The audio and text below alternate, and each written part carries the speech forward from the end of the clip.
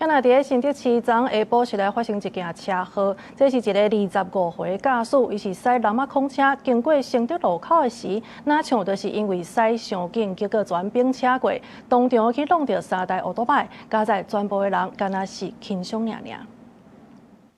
監視器畫面中，南馬控車準備轉彎，技術速度傷緊，規台車失去重心，當場並車，邊仔有3台長個等紅燈的奧多擺，騎車民眾看到趕緊走閃，好佳在只受到輕傷。剛好有3台摩托車倒下去，好在沒有壓到，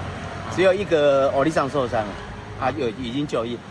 現場就是一台一般輔機車，然後跟3輛的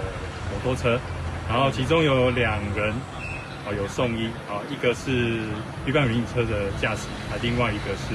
摩托車的騎士，另2名摩托車騎士是沒有受傷。代志發生禮拜四下晡，新竹市的承德路路口，南馬控車駕駛是25歲姓郭的查甫，並車了車頂的南馬控就直接流去大路，消局趕緊通知清潔隊到場協助處理。經本隊同仁到場處理，確認肇事駕駛駕籍正常，無酒容酒氣。警方在此呼籲各用路人行經路口時務必減速慢行，以免發生交通事故。經初步調查，南馬控車駕駛並無飲酒，事故原因技術是因為轉彎控制無好才會並車。好佳在迄時騎車的民眾反應有夠緊，才無造成重大傷亡。記者劉君豪新竹報道。